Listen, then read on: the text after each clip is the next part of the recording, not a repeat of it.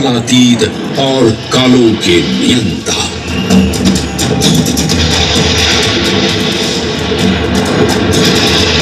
विधाता भी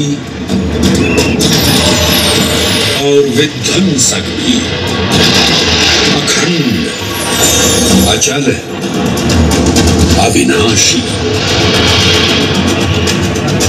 ये कथा है उस महादेव के महाकाल स्वरूप की, जो सृष्टि के आरंभ भी हैं और काल के आगमन भी हैं। वे ही काल के सृजनकर्ता और नियंत्रणकर्ता भी हैं।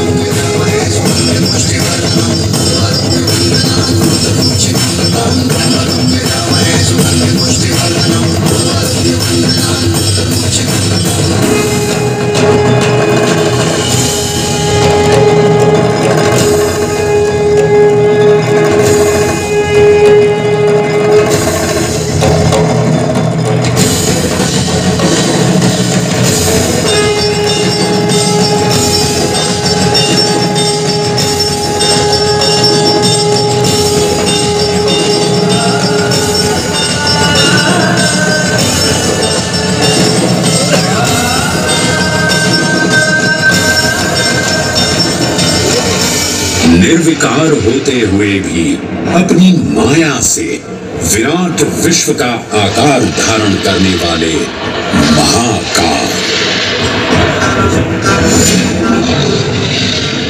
मेरुगिरी को धनुष और भगवान विष्णु को बाण बना दैत्यों के 3 पुरों का नाश करने वाले महाकाल, वो महाकाल जो तीनों लोकों में विद्यमान सभी शिवलिंगों में प्रधान है।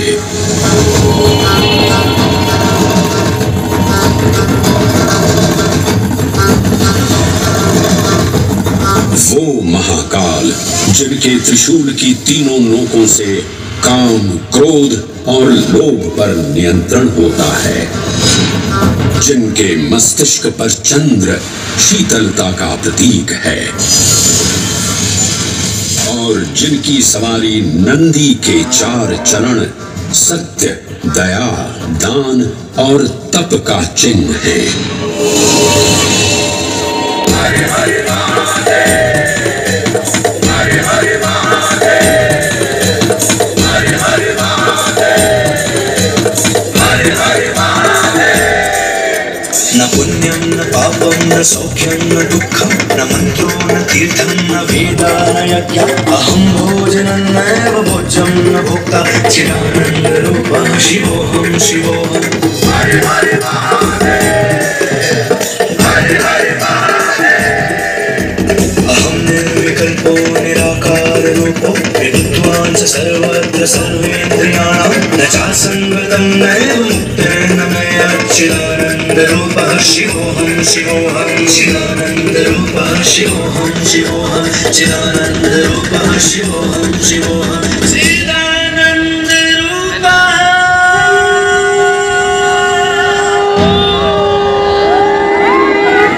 वराह पुराण में कहा गया है, नाभिदेशे महाकालस्तन्नाम्ना तत्र वै हरः, अर्थात नाभिदेश उज्जैन में स्थित भगवान महाकालेश्वर तीनों लोकों में पूजनीय है।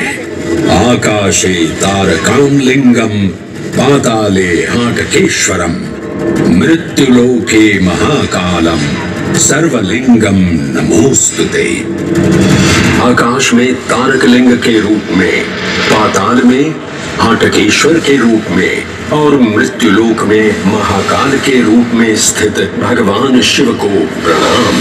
समस्त लिंग स्वरूपों में विद्यमान भगवान शिव को सादर नमस्कार। नाभिदेश उज्जैन का अटूट बंधन है महाकाल के साथ, जो महाकाल स्तोत्र में उल्लिखित है। उज्जयिन्यां महाकालम महाकालेश्वरम हरम महाकालम महायोगिनम नमामि पार्वती पतिम। तो चलिए मैं आपको कथा सुनाता हूँ इसी महान उज्जैन नगर की। उज्जैन, जिसे संस्कृत साहित्य में अवंतिका, विशाला, कुशस्थली, पद्मावती, कनकश्रृंगा, स्वर्णश्रृंगा, प्रतिकल्पा, कुमुदवती और अमरावती के नाम से पुकारा गया। उज्जैन, जो मनुष्य को मोक्ष प्रदान करने वाली 7 नगरियों में से एक है। उज्जैन, जहां 84 महादेव का आशीर्वाद प्राप्त है। उज्जैन, जिस पर सदा ही कृपा रहती है महाकाल की। यहाँ सतत क्षिप्रा नदी की निर्मल धारा बहती है। डमरू के नाद से जीवन को ऊर्जा मिलती है। घंटियों की झनकार मन को आनंदित करती है। और यहाँ का आकाश शिव आशीष स्वरूप है। श्मशान ऊषर क्षेत्र पीठम तु मनमेव च पंचकत्र न लभ्यते महाकाल पुरद्दते। अर्थात यहाँ पर श्मशान, ऊषर यानी अनुपजाऊ भूमि, क्षेत्र अर्थात पवित्र भूमि, पीठ यानी शक्ति स्थान और मन अर्थात आध्यात्मिक शांति का स्थल, पांचों एक ही स्थान पर उपलब्ध हैं। ये संयोग महाकाल की नगरी उज्जैन की महिमा को और गरिमामय बना देता है। उज्जैन के इस अलौकिक स्वरूप से प्रभावित हो महाकवि कालिदास अपने काव्य मेघदूत में लिखते हैं, हे जलधर, यदि महाकाल के मंदिर में समय से पहले तुम पहुंच जाओ तो तब तक वहां ठहर जाना जब तक सूर्य आंख से ओझल न हो जाए। शिव की संध्याकालीन आरती के समय नगाड़े जैसी मधुर ध्वनि करते हुए तुम्हें अपने धीर गंभीर गर्जनों का पूरा फल प्राप्त होगा। ये संध्या आरती, जिसे कालिदास ने सराहा है, अत्यंत महत्वपूर्ण है, क्योंकि ये वो प्रहर है जब सभी देवी देवता गंधर्व यहाँ उपस्थित होते हैं।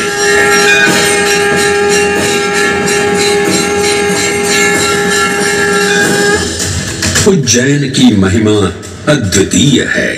सतयुग, त्रेता युग, द्वापर युग और कलयुग, हर युग में इसका अप्रतिम महत्व रहा है। इस काल यात्रा में सबसे पहले आपको सतयुग के उस कालखंड में ले चलता हूँ जहां देव और दानव एकत्रित हैं समुद्र मंथन करने के लिए। मन की आंखों से कल्पना कीजिए, भगवान विष्णु ने कूर्म का रूप ले मंदरांचल पर्वत को अपनी पीठ पर उठा रखा है। सागर से विकराल लहरें उठ रही हैं, मेघ भयानक गर्जना कर रहे हैं। देव और दानव वासुकी सर्प को नेति बना और मंदार पर्वत को मथनी बना सागर को मथ रहे हैं कि तभी जल का पाप कालकूट विष निकलता है और पूरी सृष्टि को अपने ताप से झुलसाने लगता है। इस भयावह स्थिति ने देवताओं और असुरों के बीच हाहाकार मचा दिया। ये कैसा अनर्थ है? लक्ष्य था अमृतत्व का, पर अब मृत्यु की विकराल छवि हमारी आंखों के समक्ष मंडरा रही है। इस भयंकर संकट से केवल वही उद्धारकर्ता मुक्ति दिला सकते हैं, जो समस्त विश्व के परम संरक्षक हैं। तभी सब महादेव की शरण में जाते हैं और पुकार लगाते हैं, ओम नमो भगवते रुद्राय। और फिर दुष्टा महादेव भक्तों की गुहार सुनते हैं, कैलाश से उतरते हैं, विष को अपनी अंजुलि में भर अपने कंठ में धारण करते हैं।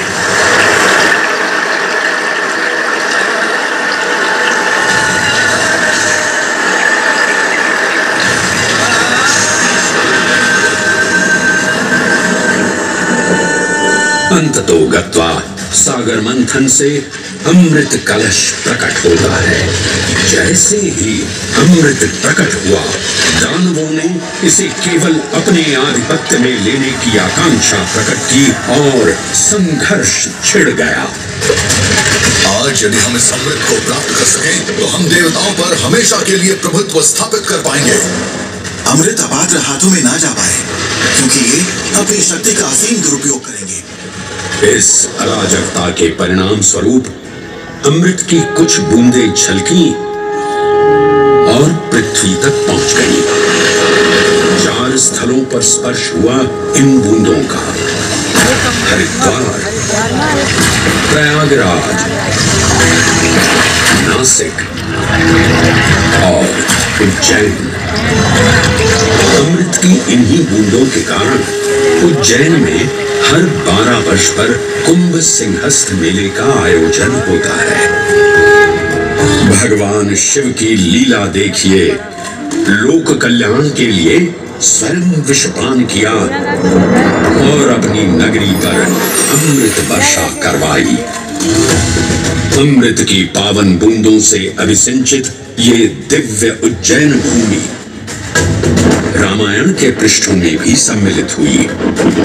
सतयुग के बाद त्रेता युग में माता सीता की खोज में वानर सेना का यहाँ आगमन हुआ। समय की इस यात्रा के माध्यम से अब प्रवेश करते हैं वाल्मीकि रामायण के किष्किंधा कांड में। जब वानर राजा सुग्रीव अपने यूथपतियों से सभी प्रमुख स्थानों पर जाने के लिए कहते हैं और उन्हें अवंती नगर यानी उज्जैन जाने का आदेश भी देते हैं। मेखला, उत्कल के क्षेत्र, दशरन के नगर, आम्रवंती, अवंती और विदर्भ के राज्य, साथ ही माहिष्का के आकर्षक राज्य में भी पूरी तरह से खोजना होगा। एक युग भगवान विष्णु के राम अवतार से संपृक्त और अगला युग उन्हीं के एक और दिव्य अवतार से समरस होना, ये अद्वितीय संगम केवल उज्जैन में ही संभव था। परंतु एक क्षण ठहरिए और ध्यान से सुनिए। ये हैं महाकाल के 1008 दिव्य नाम। हाँ, मैंने काल चक्र को परिवर्तित कर दिया है और अब द्वापर युग का शुभारंभ हो चुका है। विस्मय पूर्ण हो जाएंगे ये जानकर कि महाकाल के इन नामों को स्वयं भगवान श्री कृष्ण ने रचकर पिरोया था। महाकाल सहस्र नामावली की ये अद्भुत रचना उस समय की है जब योगेश्वर कृष्ण, उनके मित्र सुदामा और शेषावतार बलराम ने अवंती नगरी में स्थित सांदीपनी ऋषि के आश्रम में वेद, वेदांत दर्शन और शस्त्र विद्या की शिक्षा ग्रहण की थी। कहते हैं कि भगवान श्री कृष्ण को अवंती ने ऐसा मंत्रमुग्ध कर दिया कि यहाँ 64 दिनों तक रुककर उन्होंने 64 विद्याएं और 14 कलाओं का ज्ञान लिया। उज्जैन का संबंध महाभारत से भी जुड़ा हुआ है। इस महान महाकाव्य के वन पर्व में उल्लेख किया गया है कि महाकालेश्वर मंदिर में स्थित कोटि तीर्थ जल का स्पर्श मात्र करने से अश्वमेध यज्ञ के समान फल प्राप्त होता था। और फिर परिवर्तन की इस अनवरत धारा ने एक नई कहानी लिखी। उज्जैन में उदय हुआ मौर्य वंश का सम्राट बिंदुसार ने अपने पुत्र अशोक को उज्जैन का राज्यपाल बनाया और समय के साथ अशोक के शासनकाल में धम्म का विस्तार हुआ। मौर्य वंश के पश्चात विभिन्न राजवंशों, सम्राटों और नरेशों ने उज्जैन की सेवा की।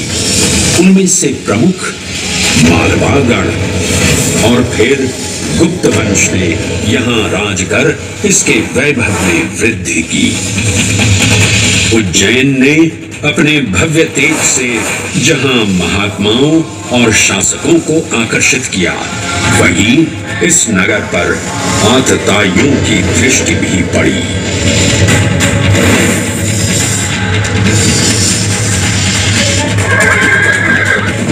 शक मध्य एशिया की खानाबदोश जनजाति थी, जिन्होंने उत्तर पश्चिमी और मध्य भारत के कुछ हिस्सों पर आक्रमण कर अपना शासन स्थापित किया। ईसा पूर्व प्रथम शताब्दी में जब भारत शकों के अत्याचार से त्रस्त था, तब उन शकों ने उज्जैन पर भी कब्जा कर लिया और फिर उज्जैन में उदय हुआ एक तेजस्वी योद्धा महाराज विक्रमादित्य का। एक तरफ शकों का बल तो दूसरी तरफ विक्रमादित्य का अद्वितीय पराक्रम। विक्रमादित्य की तलवार महादेव के तीसरे नेत्र सी चमकी। प्रचंड युद्ध हुआ। महाकाल की कृपा से शूरवीरों ने शकों को परास्त किया और उज्जैन में गणतांत्रिक शासन स्थापित किया। हर हर महादेव। इन्हीं महाबली विक्रमादित्य की राज्यसभा महाकाल मंदिर में ही प्रतिष्ठापित थी। आज भी इस मंदिर की घंटियों में विक्रमादित्य की वीरता और शौर्य की प्रतिध्वनि गुंजायमान होती है। राजा विक्रमादित्य और शकों के मध्य हुए युद्ध ने उज्जैन को काल चक्र से अभिन्न रूप से जोड़ दिया, क्योंकि जिस दिन उनको विजय प्राप्त हुई, उस गौरवशाली उपलब्धि के सम्मान में एक नवीन पंचांग का